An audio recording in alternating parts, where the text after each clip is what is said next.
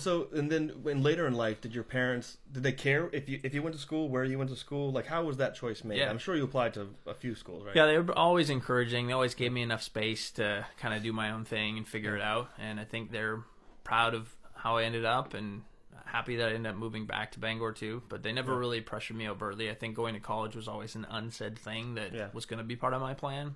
Well, also you have a different brain than me. You have a math brain. I have more of an art brain. So for me, I was just like, school's driving me nuts. Yeah. And also film and TV, like for me, it's just more advantageous to go work on a show than go to film school for 4 years. But if I was going to be doctor, lawyer, accountant, work at a bank like you do, then yes, I don't want to be misconstrued here. If anybody's listening, go to college. I'm not saying don't go to college. Go to college. But and the other thing that I wanted to bring up about Harvard, because I even questioned whether I was going to ask him, like, that sounds so, did you go to Harvard? You know, I was listening to an interview with Conan O'Brien, who also went to Harvard, and he was saying that after a while it gets annoying because people do that too, like, oh, you're so important, you went to Harvard.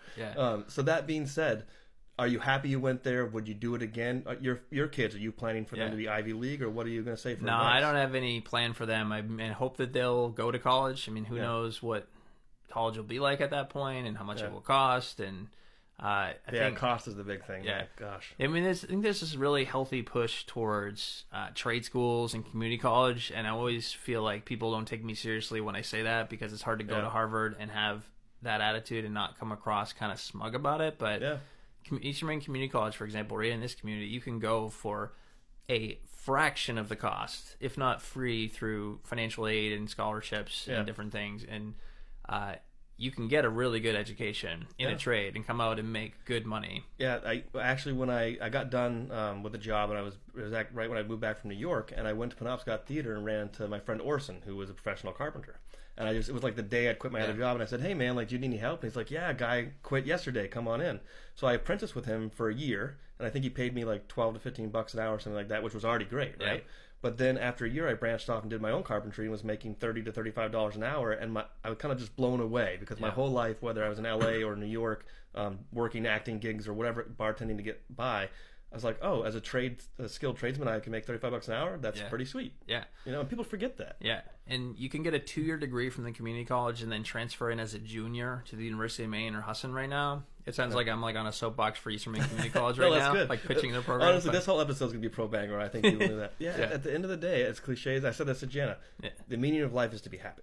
Right. So when I'm talking negative about school, it's not that if somebody's happy going to school, like, there are people that's their whole thing. Like, they want to go to grad school. They want to go to school forever, be masters and whatnot. Yeah. It's more that I see, like, my own siblings have, I won't say the exact amount because I get mad, but they have a lot of school debt. Yeah. Right. And so when I think about even just the debt I have on my own, having worked through school and paid it off as I was in school, I can't imagine having school debt on top of that. Like, it's really a crippling, tough thing. So that's kind of more where I'm coming from. I feel like society is shifting a bit on that because people have so much debt, and you can get a good education for less. And I mean, obviously, I can't. This is what people will say. It's kind of smug. A Harvard degree is obviously worth a lot in the workforce, in the marketplace. Yeah. A community college degree has sometimes been looked down upon, but I feel like that attitude is changing a bit, and that will be perceived more valuably over time. Yeah, I hope so anyways. You just watched a segment of the show Chasms of the Mind. To see the full episode, click the link below.